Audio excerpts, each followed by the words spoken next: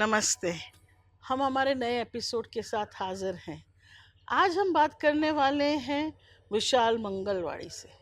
वो बहुत ही well known author हैं और क्रिश्चियन फिलोसोफर हैं। उनने कुछ 26-27 किताबें लिखी हैं और को ऑथर तो उनने 32-33 टोटली किताब उनने लिखी हैं। हाल में वो बेंगलोर में आए हुए हैं, यहाँ पे उनका बुक टूर है। तो हम बहुत आभारी हैं कि वो आज हमारे साथ यहाँ पे बात कर रहे हैं और उन्होंने थोड़ा सा वक्त निकाला है हमारे लिए। तो चलते हैं, बात करते हैं। आपको धन्यवाद और आपके दर्शकों को मैं आभारी हूँ कि उन्होंने समय निकाला हमारी बात सुनने के लिए। आज हम बात करेंगे उनकी जो लेटेस्ट किताब है, the Bible and the impact on India. हाँ, अंग्रेजी में उसका शीर्षक है the Bible and the making of modern India. Hindi में अभी अनुवाद शुरू हो गया है। तो थोड़ा सा अपने बारे में बताइए विशाल जी आप। मेरा जन्म मध्य प्रदेश में हुआ। पढ़ाई लिखाई यूपी और एमपी में हुई।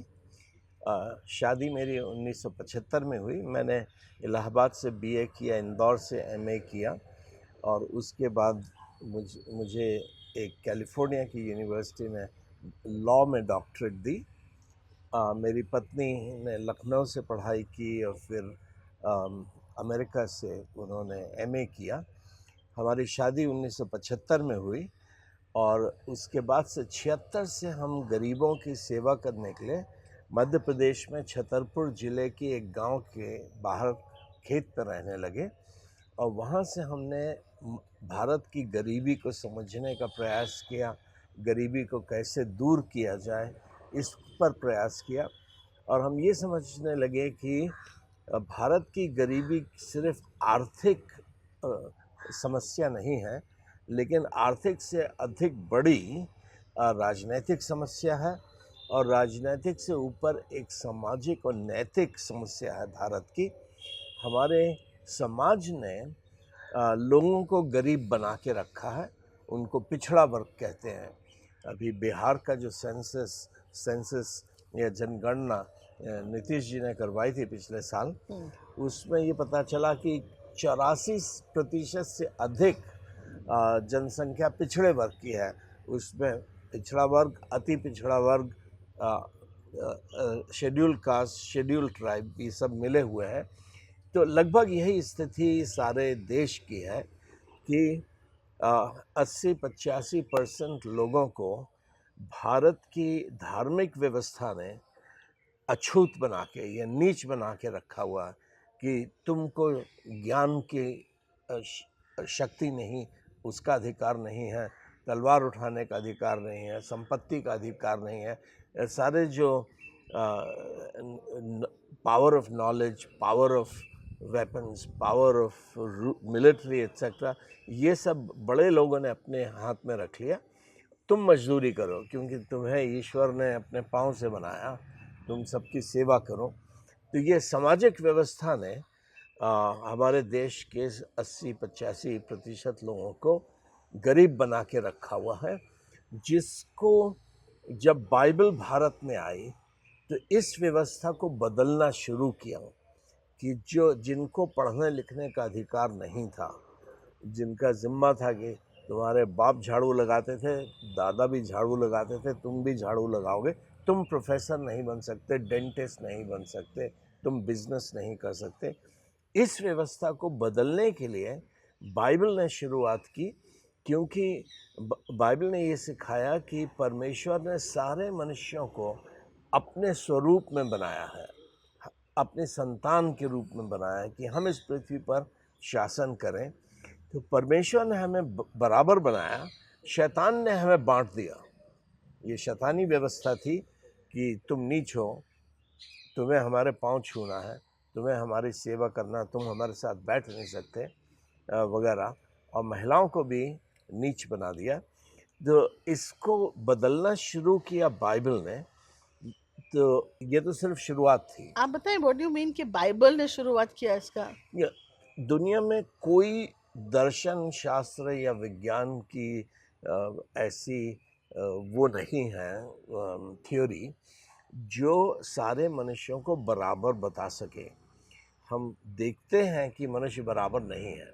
कुछ ज़्यादा विद्वान है, कुछ ज़्यादा पहलवान है, कुछ ज़्यादा धनवान है, कुछ गरीब है, कोई पुरुष है, कोई नारी है, बराबर नहीं है। तो कोई भी वैज्ञानिक ये नहीं कह सकता कि विज्ञान सिद्ध करता है कि सब पुरुष बराबर हैं, सब मनुष्य स्त्री बराबर हैं। हिंदू धर्म जिसकी कुछ बातों में बुद्ध धर्म ने भी शुरू किया कि हिंदू धर्म ने कहा कि एक तो ईश्वर ने कि ब्राह्मणों को मुंह से बनाया, क्षत्रियों को अपने हाथों से बनाया, भुजाओं से बनाया, और बनियों को पेट से, और शूद्रों को जांग से, पैरों से। लेकिन दूसरा कारण जो हिंदू धर्म ने दिया, जिसको बुद्ध धर्म ने भी स्वीकार किया, कि आपका जन्म एक महिला के रूप में हुआ है क्योंकि आपके कर्म पिछले जीवन में बुरे थे। यदि आप इस जीवन में मेरी सेवा अच्छी करेंगी तो अगले जीवन में शायद आपको नर की योनि मिल जाए।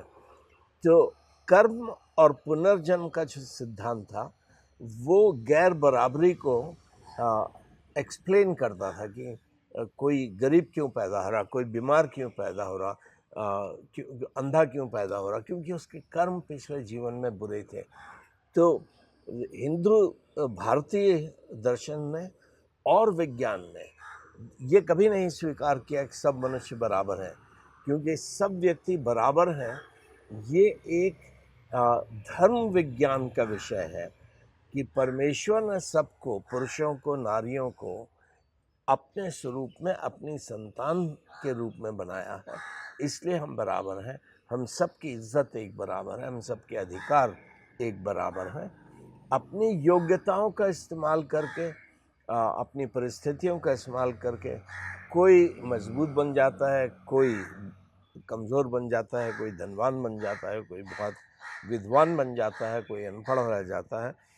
ये चीज़ें समाज में हो रही हैं, लेकिन बुनियादी तौर से सब व्यक्ति बराबर है। ये शिक्षा सिर्फ बाइबल के माध्यम से भारत में आई। इसके पहले भी आपने जो किताब लिखी कि पूरे वर्ल्ड में ही बाइबल ने बहुत इम्पैक्ट किया है, जी हाँ, इसके बारे में बताएंगे? फिर ये तो आपकी इसी श्रृंखला में शायद दूसरी किताब है। नहीं, मैंने पहले 3 किताबें लिखी थी भारत के इतिहास में। जो आधुनिक भारत का पिता है विलियम कैरी, उस पर एक किताब लिखी थी। फिर एक मैंने किताब लिखी थी जो अरुण शौरी पत्रकार थे, जिन्होंने बाइबल पर, मसीहियत पर हमला किया, उनको जवाब देने के लिए। उसका शीर्षक है missionary conspiracy letters to a post modern Hindu, जिसमें मैंने ये बताया कि आधुनिक भारत का निर्माण करना ये अंग्रेज़ों का काम नहीं था, वो तो यहाँ पैसे कमाने आए थे।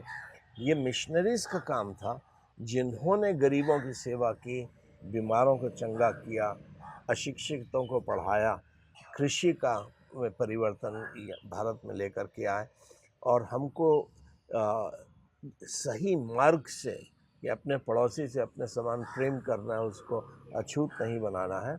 उन्होंने भारत की विचारधारा को बदलना शुरू किया। ये दूसरी किताब थी। तीसरी किताब थी इंडिया द ग्रैंड एक्सपेरिमेंट, जो 1997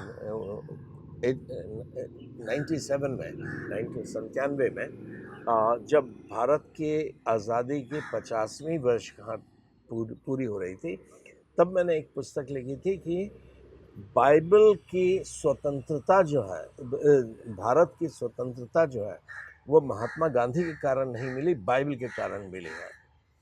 तो पहले मैंने 3 किताबें भारत के इतिहास पे लिखी। तो काफ़ी कंट्रोवर्शियल बात आप कह रहे हैं कि भारत की फ्रीडम महात्मा गांधी के कारण नहीं, पर बाइबल के कारण। कांग्रेस पार्टी के जो इतिहासकार थे, उन्होंने सारे देश को धोखा दिया। हमारी और आपकी पीढ़ी को जो ये सिखाया गया कि महात्मा गांधी ने सत्याग्रह के द्वारा देश को आज़ाद कराया, ये कांग्रेस का झूठा प्रचार था। कैसे? महात्मा गांधी जब पहला विश्व युद्ध हुआ, 1914 में शुरू हुआ, उसके तुरंत बाद अंग्रेज सरकार ने ये घोषणा कर दी थी कि इस युद्ध के बाद हम भारत को होम रूल देंगे, कि भारत के लोग खुद अपने ऊपर राज करें।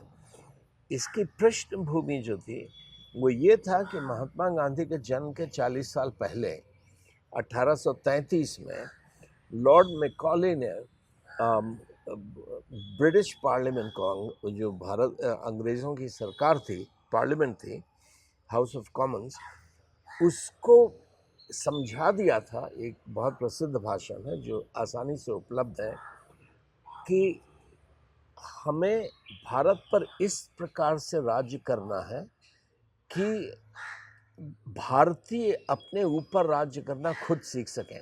ये अच्छा विषय होगा लंबी विस्तार से बात करने का कि अंग्रेजी हाउस ऑफ कॉमन्स ने ये एक्सेप्ट कर लिया था आर्ग्यूमेंट कि हमें भारत को इतनी अच्छी सरकार देना है। उसके पहले वो लूट रहे थे, ईस्ट इंडिया कंपनी लूट रही थी, लेकिन हम अब जब जिम्मेदार हैं तो हमको भारत को ऐसी सरकार देना है कि भारत के लोग खुद अपना राज चला सकें। 1838 में 1838 ये महात्मा गांधी से 21 साल, उनके जन्म से 31 साल पहले की बात है।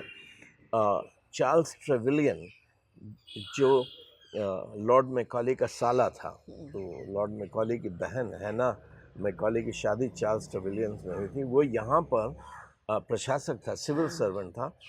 उसने एक किताब लिखी थी on the education of the people of India, Bharat के लोगों की शिक्षा क्यों दी। तो ये सारी कॉलेजेस, स्कूल्स, यूनिवर्सिटीज़ इसलिए खोले जा रहे हैं कि भारतीय लोग कैसे अपना राज्य खुद करें, ये शासक तैयार करने के लिए। पर मैकॉले तो हिंदुस्तान में बहुत बदनाम है, लॉर्ड मैकॉले। क्यों? अब जो भाजपा वाले लोग हैं, हिंदुत्व वाले हैं, ये मैकॉले के बारे में झूठ बोलते हैं, पढ़ते कभी नहीं हैं, उसके भाषण को नहीं पढ़ते, उसके मिनट को नहीं पढ़ते जो उसने 1835 में दिया था। तो ये हमारी पूरी धर्म व्यवस्था जो है मिथोलॉजी के ऊपर है, सत्य के ऊपर नहीं है, मिथ्य बनाने की है। तो भारत में इतिहास नाम की कोई चीज़ नहीं थी। आज हम इतिहास का मतलब ये होता है कि जो प्राचीन युग के हम सत्य को जानें, लेकिन ओरिजिनली इतिहास कहते थे रामायण, महाभारत वगैरह को, जो कहानियाँ थीं, कहानियों को हम लोग इतिहास कहते थे। तो कांग्रेसी सरकार और वो उनकी जो बनाई हुई यूनिवर्सिटीज़ थी, वो कहानियाँ सुनाती थीं कि 1942 में महात्मा गांधी ने कहा क्विट इंडिया, भारत छोड़ो, इसलिए अंग्रेज चले गए डर के मारे। बेवकूफ़ी की बात है, जब महात्मा गांधी ने क्विट इंडिया कहा, क्यों कहा ये मैं आपको बताऊंगा, लेकिन उस समय महात्मा गांधी ही नहीं, कांग्रेस के सारे लीडर्स गिरफ्तार करके जेल में बंद कर दिए गए थे। उस समय अंग्रेज लड़ रहे थे हिटलर से, जर्मनी से और जापान से, जिसने सारे कांग्रेसियों को जेल में बंद कर दिया, जिसने जर्मन्स को हरा दिया, हिटलर को हरा दिया, जापानीज को हरा दिया, वो आपके क्विट इंडिया बोलने से क्यों चला जाएगा? वो इसलिए चले गए क्योंकि 1941 में अमेरिकन राष्ट्रपति थे फ्रैंकलिन रूजवेल्ट, उनकी बैठक हुई चर्चिल के साथ। विंस्टन चर्चिल जो इंग्लैंड के प्रधानमंत्री थे, ब्रिटेन के प्रधानमंत्री थे, उनकी बैठक हुई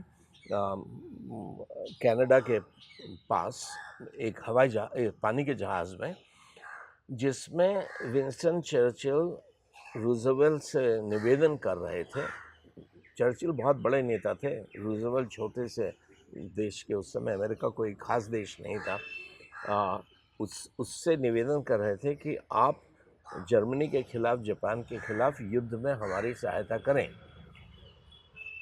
रूजवेल्ट कह रहे थे कि आप लोग यूरोप में हमेशा लड़ते रहते हैं, पहले विश्व युद्ध में हमने अपने हज़ारों लाखों नौजवानों को शहीद किया, उनकी पत्नियां विधवा हो गई, उनके बच्चे अनाथ हो गए। हमने अपना बहुत खून बहाया आपको बचाने के लिए। अब दोबारा आप लोग लड़ाई कर रहे हैं, हम क्यों इस लड़ाई में पड़े? ये आपकी लड़ाई है, आप समझो। तो चर्चिल ने ये समझाने की कोशिश की कि यदि हिटलर हमको हरा देगा, और आज सब ये मानते हैं कि जर्मनी तैयार है, इंग्लैंड तैयार नहीं है, जर्मनी इंग्लैंड को हरा देगा, तो इंग्लैंड जो है वो जर्मनी का कॉलोनी बन जाएगी, उपनिवेश बन जाएगा। यदि जर्मनी और जापान जीत गए, आज इन्होंने यूरोप पे कब्जा कर लिया, जापान ने एशिया पे कब्जा कर लिया, तो दोनों तरफ से ये अमेरिका पे हमला करेंगे। कल आप अकेले हो जाएंगे, आप इनके सामने खड़े नहीं हो पाएंगे। आज यदि आप हमारी मदद करते हैं, हम इनको हरा देते हैं, तो हम भी सुरक्षित हैं, आप भी सुरक्षित हैं। लेकिन अमेरिकन इस मूड में नहीं थे कि इंग्लैंड की सहायता करें। इसलिए रूजवेल्ट ने ये कहा कि आप में और हिटलर में अंतर क्या है, इंग्लैंड में और जर्मनी में अंतर क्या है। हिटलर ने अभी दूसरे देशों में कब्जा करना शुरू किया 5 साल से, आप 150 साल से सारी दुनिया पर कब्जा किए हुए हैं। तो आप में और हिटलर में अंतर क्या है? हम आज आपकी मदद करें और आप हिटलर को हरा दें, जर्मनी को हरा दें, तो क्या होगा? जर्मनी के ऊपर आप राज करेंगे। यदि आप राज करने लगे जर्मनी के ऊपर और जापान के ऊपर, तो आप हमारे लिए मुसीबत बन जाएंगे, क्योंकि हमें यदि भारत से कपड़ा खरीदना है तो आपसे खरीदना पड़ेगा। आप कुछ काम नहीं कर रहे हैं, भारत का मजदूर और किसान कपड़ा पैदा कर रहा है, लेकिन हमको सारा ट्रेड आप कंट्रोल करेंगे यदि आपने दुनिया पर राज अपना स्थापित कर लिया। यदि आप चाहते हैं कि हम आपकी सहायता करें, तो पहली शर्त यह है कि इस दूसरे विश्व युद्ध के बाद कोई राज्य किसी दूसरे के ऊपर राज नहीं करेगा, शासन नहीं करेगा, बल्कि जो आपकी सारी कॉलोनीज हैं इसको आप आज़ाद करेंगे। ख़ास तौर से हिंदुस्तान पे बहुत बहस हुई। चर्चिल ने कहा कि आप ये कह रहे हैं कि अंग्रेज़ी साम्राज्य समाप्त कर दिया जाए। रूजवेल्ट ने कहा, जी हाँ, मैं यही कह रहा हूँ कि ये जो आपका 17वीं 18वीं शताब्दी की मानसिकता है कि आप दुनिया पर राज करेंगे, इसको ख़त्म कर होने की आवश्यकता है, क्योंकि आप हिटलर से ज़्यादा अच्छे नहीं हैं। उस पर अटलांटिक चार्टर बना, जो जुलाई अगस्त 1941 में अटलांटिक चार्टर स्वीकार दोनों ने किया कि ठीक है, इस युद्ध में हम आपकी मदद करते हैं। युद्ध के बाद आप जर्मनी पे आप राज नहीं करेंगे, जापान पे आप राज नहीं करेंगे, हम इन देशों को दोबारा बनाएंगे और सारे आपकी जो उपनिवेश हैं, कॉलोनीज हैं, उनको आज़ाद करेंगे। उस पर अटलांटिक चार्टर पर जहाज़ में संधि नहीं हुई, क्योंकि रूजवेल्ट इतनी बड़ा जिम्मा कि हम अंग्रेज़ी सरकार साम्राज्य को समाप्त करेंगे बिना पार्लियामेंट के अप्रूवल के नहीं कर सकते थे। और रूजवेल्ट भी ये कमिट नहीं कर सकते थे कि युद्ध में हम अपने लाखों लड़कों को भेजेंगे जान गंवाने के लिए बिना अपनी कांग्रेस के अप्रूवल के। तो उस पर 10 दिसंबर 1941 में जर्मनी और जापान को मालूम था कि रूजवेल्ट ने अपना मन बना लिया है कि हमको युद्ध में उतरना है, और वो अपनी कांग्रेस से, सेनेट और कांग्रेस से परमिशन लेंगे। इसलिए जापान ने पर्ल हार्बर, जो हवाई में इनका सैनिक अड्डा था, समुद्री सेना का अड्डा था, उस पर पर्ल हार्बर पर जापान ने अटैक किया, जबकि अमेरिका युद्ध में शामिल नहीं था। उस अटैक के कारण रूजवेल्ट का समस्या तुरंत हल हो गई कि मैं कैसे कांग्रेस से को कहूं कि मुझे आप अरबों रुपया दो इस युद्ध में और अपने नौजवानों का खून बहाने का अधिकार दो। तो पर्ल हार्बर के अटैक के कारण कांग्रेस ने रूजवेल्ट को सपोर्ट कर दिया कि हाँ आप। तो जनवरी 1, 1942 में उस अटलांटिक चार्टर पर जो रूजवेल्ट और चर्चिल के बीच में था, उस पर संधि हुई और 8-10 और देशों ने एग्री किया कि ठीक है, हम अंग्रेज़ों के साथ दे के जर्मनी को हराएंगे। इसलिए क्योंकि जो अटलांटिक चार्टर में 8-10 क्लॉजेस थी, एक उसमें महत्वपूर्ण सिद्धांत जो था, राइट टू सेल्फ डिटर्मिनेशन। जितनी हमारी कॉलोनीज हैं, उपनिवेश हैं, भारतवर्ष है, हम इन लोगों को अधिकार देंगे कि ये खुद तय करें कि ये अंग्रेज़ों के साथ के नीचे रहना चाहते हैं, अंग्रेज़ी साम्राज्य में रहना चाहते हैं, या अलग स्वतंत्र होना चाहते हैं। तो सारी कॉलोनीज़ को, भारत को भी, पाकिस्तान को भी और श्रीलंका को भी, सबको आज़ादी का अधिकार, सेल्फ डिटर्मिनेशन, कि अपने भविष्य को आप खुद निर्धारित करें और कोई ज़बरदस्ती अंग्रेज़ आपके ऊपर राज नहीं कर सकेंगे। तो इस संधि पर 1 जनवरी 1942 में दस्तखत हुआ। इस कारण महात्मा गांधी ने अगस्त में 1942 में कहा कि यदि आप हमारी इच्छा पूरी कर रहे हैं, पूछ रहे हैं कि हमारी इच्छा क्या है, भारत पर कौन राज करे, तो हम कह रहे हैं कि भारत छोड़ो। वो क्विट इंडिया मूवमेंट जो महात्मा गांधी ने शुरू किया, वो ऑलरेडी इंग्लैंड के में तय हो गया था, पार्लियामेंट ने तय कर दिया था कि हर एक कॉलोनी को ये अधिकार दिया जाएगा। लेकिन महात्मा गांधी की जो क्विट इंडिया मूवमेंट था, कांग्रेस का आंदोलन, वो अंग्रेज़ों के खिलाफ नहीं था। ये कांग्रेस झूठ बोलती है, नेहरू, इंदिरा गांधी वगैरह सब झूठ बोलते थे। ये आंदोलन अंग्रेज़ों के खिलाफ नहीं था, ये सुभाष चंद्र बोस के खिलाफ था। क्योंकि सुभाष चंद्र बोस कांग्रेस के नेता थे, उनमें और गांधी में और नेहरू में झगड़ा चलता था कि नेहरू लीड करेंगे कांग्रेस को कि सुभाष चंद्र बोस लीड करेंगे। बोस चुनाव जीत गए थे कांग्रेस की वर्किंग कमेटी के चेयरमैन का, लेकिन महात्मा गांधी क्योंकि सत्याग्रह की बात कर रहे थे और बोस युद्ध की बात कर रहे थे, महात्मा गांधी ने सारे कांग्रेस वर्किंग कमेटी में जो उनके चेले थे, उनसे कहा कि सुभाष चंद्र बोस के साथ कोई कोऑपरेट मत करो। तो बोस चेयरमैन तो बन गए, elected president of Congress party, लेकिन वो कुछ कर नहीं पा रहे थे। उन्होंने देखा कि गांधी, नेहरू, पटेल, इन सब के साथ मेरी नहीं चलेगी, तो वो भारत छोड़ के जर्मनी भाग गए, हिटलर से ये कहने के लिए कि मेरा सपोर्ट करो, मैं भारत में सेना खड़ी करूँगा अंग्रेज़ों के खिलाफ। आप तो पीट ही रहे हो अंग्रेज़ों को, मैं हिंदुस्तान में उनको पीटना शुरू कर दूंगा, हिंदुस्तान आज़ाद हो जाएगा, क्योंकि वो और सैनिक हिंदुस्तान नहीं भेज पाएंगे। वो तो यूरोप में लड़ रहे हैं, जापान में लड़ रहे हैं, सिंगापुर में लड़ रहे हैं। तो 2 साल सुभाष चंद्र बोस, जब गांधी जेल में थे, बोस रहे जर्मनी में।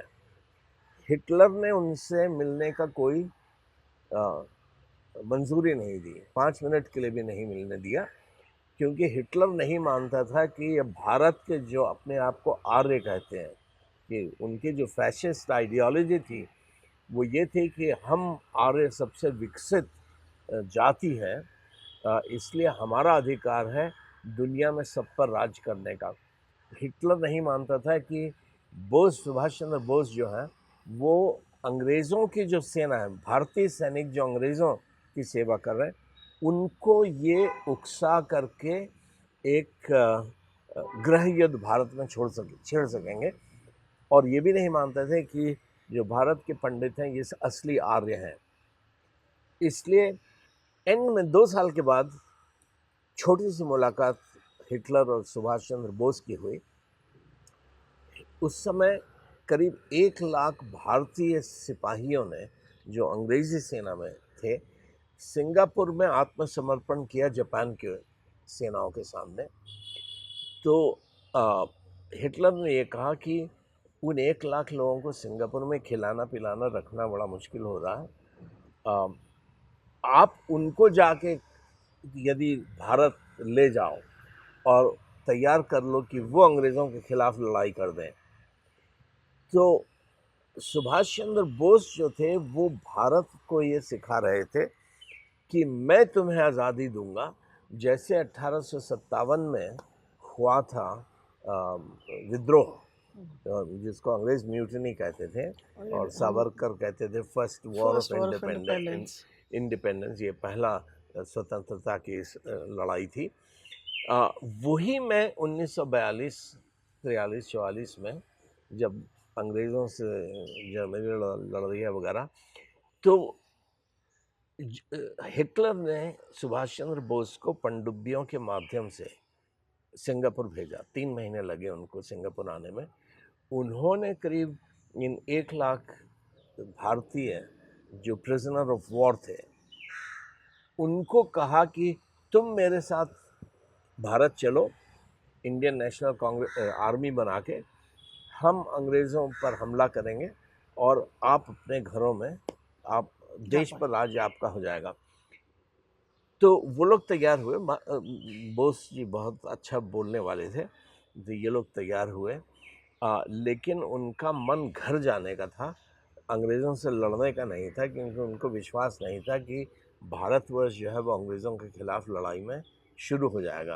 1857 में हम हार चुके थे, प्रयास कर चुके थे, और तो ये लोग दिल से अंग्रेज़ी सेना के प्रति वफादार थे। लेकिन जब वो बर्मा के बॉर्डर से भारत की सीमा पे आए तो पहली गोलियां जहां शुरू हुई उन सब ने अपने हथियार रख दिए और उन्हें घर जाने से मतलब था। सुभाष चंद्र बोस की इस विद्रोह से उनका मतलब नहीं था। लेकिन भारत में जो प्रचार हो रहा था वो ये था कि आप गांधी का अहिंसा का रास्ता चुनेंगे या बोस का हिंसा का रास्ता चुनेंगे। और क्योंकि बहुत सारे कांग्रेसी बोस के पक्ष में थे, उन्होंने बोस को इलेक्ट भी किया था, इसलिए जब गांधी कह रहे थे नहीं हम एक अहिंसात्मक आंदोलन चलाएंगे, क्विट इंडिया मूवमेंट, भारत छोड़ो आंदोलन, और हम सत्याग्रह के बल पर भारत को आज़ाद दिला देंगे, तो ये क्विट इंडिया मूवमेंट जो था ये वास्तव में सुभाष चंद्र बोस के खिलाफ था कि लोग मेरे पीछे चलें, भारत मुझे माने, बोस को ना माने। Coming back to the impact of the Bible, तो उसके बारे में आप और क्या इसमें बता रहे हैं? जो भारत में कभी स्वतंत्रता का कोई विचार नहीं था। भारतीय दर्शन में, वेदों में, उपनिषद में, रामायण महाभारत में स्वतंत्रता का कोई राजनीतिक थ्योरी नहीं थी। बाइबल की लिखना शुरू हुआ जब परमेश्वर ने मूसा को भेजा मिस्र। मिस्र में यहूदी लोग गुलाम थे। इन गुलामों को छुड़ाने के लिए मूसा गए कि मैं तुम्हें, परमेश्वर ये कह रहा है कि वो तुम्हें छुड़ाएगा गुलामी से। तो मूसा ने कोई सेना नहीं बनाई, कोई हथियार नहीं किए, कोई विद्रोह पैदा नहीं किया, लेकिन ईश्वर के नाम में फिरौन से कहा कि ईश्वर ये कह रहे हैं कि तुम अपने ये जो गुलामी प्रथा है इसको ख़त्म करो, इन गुलामों को छोड़ो कि ये मेरी सेवा करें, मैंने इन्हें अपने लिए बुलाया है, बनाया है। तो परमेश्वर ने मूसा के माध्यम से फिरौन पर ईश्वरीय दंड दिया। फिरौन ने आज्ञा दी कि तुम जाओ। मिस्र के लोगों ने, जिन्होंने सदियों से इन गुलामों को चूसा था, लूटा था, उन्होंने उनको सोने चांदी जेवर दिए कि तुम जाओ। ईश्वर ने लाल सागर के 2 टुकड़े किए कि ये गुलाम जमीन से होकर स्वतंत्र हो जाए। 40 साल तक जंगल में ईश्वर इन गुलामों को खिलाते पिलाते रहे कि वो इस्राएल देश जो परमेश्वर ने उनके पूर्वजों को, इब्राहिम, इसहाक, याकूब को प्रतिज्ञा दी थी कि ये देश मैं तुम्हें दूंगा, वो ईश्वर ने प्रतिज्ञा पूरी की। तो बाकी की बाइबल जो है, सो बाइबल के लिखना शुरू हुआ इस संदर्भ में कि ईश्वर गुलामों को छुड़ाना चाहता है और कैसे हम आज़ाद देश बने रह सकते हैं, गुलामी से बच सकते हैं, ये बाकी के अध्याय बाइबल में 66 किताबें हैं, बाकी की किताबें ये समझाती हैं। और जो मसीहा जिसकी प्रतिज्ञा पुराने नियम में की गई थी कि मैं मसीहा को भेजूंगा, मसीहा का अर्थ है छुड़ाने वाला, लिबरेटर, जिसको ईश्वर ने अभिषेक किया है हमारी बेड़ियों को, जंजीरों को तोड़ के हमें आज़ाद करे, वो हमारा मसीहा है, उद्धार देने वाला है। तो बाइबल की पूरी शिक्षा जो है वो स्वतंत्रता और आज़ादी की है कि हम आज गुलाम हैं, पापियों के गुलाम हैं, पाप के गुलाम हैं, शैतान के गुलाम हैं, लेकिन परमेश्वर हमें अपनी संतान बनाना चाहता है। संतान जो है वो स्वतंत्र है, वो राजा है। यदि मेरा पिता राजा है तो मैं भी राजा हूँ, मैं राजकुमार हूँ, आप राजकुमारी हैं। परमेश्वर गुलामों को आज़ाद करना चाहता है, उसको हम कहते हैं परमेश्वर ने मुझे अपना पुत्र बना लिया, पुत्र बनने का अधिकार दिया। तो राजा के पुत्र बनने का अधिकार मतलब है राजधिकार। तो सनशिप मीन्स किंगशिप। तो बाइबल की पूरी शिक्षा जो है वो आज़ादी की है और इसीलिए जो लॉर्ड मैकॉली की पिछली पीढ़ी से चार्ल्स गांट मुख्य आदमी थे, जो ईस्ट इंडिया कंपनी के डायरेक्टर भी बन गए थे, मेंबर ऑफ पार्लियामेंट भी बन गए थे, जिन वो मैकॉली परिवार के बगल में ही रहते थे। क्लैपहम एक शहर है लंदन के सबर्ब में, उसमें क्लैपहम में रहते थे। इन लोगों ने भारत की आज़ादी के लिए सारा प्रयास किया और सारी तैयारी कि हम भारतीयों को पढ़ाएंगे ताकि ये नेहरू जैसे लोग, पटेल जैसे लोग, अंबेडकर जैसे लोग भारत को आज़ादी के साथ स्थापित कर सकें। उसके पहले अंग्रेज़ों के पहले 700 साल 1192 से लेकर 1857 तक मुस्लिम दिल्ली पर राज करते रहे। उस 700 साल में कोई गांधी नहीं पैदा हुआ।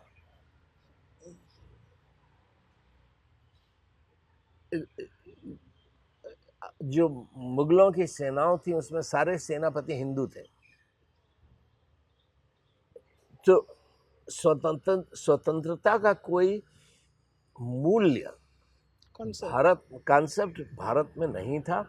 ये बाइबल से आया कि हम कैसे स्वतंत्र बन सकते हैं। और ये झगड़ा हुआ फिर गांधी और अंबेडकर के बीच में कि यदि अंग्रेज जा रहे हैं तो क्या यहाँ पर ब्राह्मणवाद राज करेगा या क्षत्रिय राज करेगा या वैश्य राज करेगा, या सब लोगों को आज़ादी मिलेगी। तो सब लोगों को आज़ादी मिले, हर एक व्यक्ति को स्वतंत्रता मिले। ये प्रयास डॉक्टर अंबेडकर को जब अध्यक्ष बनाया गया ड्राफ्टिंग कमेटी का कॉन्स्टिट्यूएंट असेंबली में कि ये संविधान को लिखें, संविधान इस तरह से लिखा जाए कि पहली बार हजारों सालों में भारत में ऐसी व्यवस्था स्थापित की जाएगी कि जहां कोई गुलाम नहीं रहेगा, जिसको महात्मा गांधी ने सर्वोदय कहा, सबका उदय होगा। ये सारी शिक्षाएं बाइबल से आई, जिसको मैंने अपनी इस किताब में विस्तार से लिखा है कि आधुनिक भारत का निर्माण बाइबल ने किया है। ये न हिंदुत्व ने, वीर सावरकर ने, और न गांधी ने किया। जो जब उनके पास शक्ति थी तो सारे इतिहासकार उनकी बात बोलते थे। अब इनके पास शक्ति है तो इतिहासकार भगवा की बात करते हैं। लेकिन सत्य ये मिथ्या है। सत्य जो है वो ये है कि आधुनिक भारत का निर्माण बाइबल ने किया है। ओके, धन्यवाद। आप हमसे इतने मतलब डिटेल में आपने हमारे साथ बात की, आपका बहुत बहुत धन्यवाद। थैंक यू वेरी मच सुनने के लिए। और आप मेरी पुस्तक पढ़िए, जो हिंदी में ही पढ़ सकते हैं उनके लिए कुछ हफ्तों में, दो एक महीने में हिंदी का वर्जन आ जाएगा। तो आपने देखा कि किस तरह से हमने ये जो किताब आ रही है विशाल मंगलवाड़ी की, the Bible and the making of modern India, उसके बारे में हमने बात की, चर्चा की। आप डेफिनेटली हमारे वीडियोस पे कमेंट कीजिएगा, आपका क्या मानना है। लाइक कीजिए, शेयर कीजिए, सब्सक्राइब कीजिए। धन्यवाद।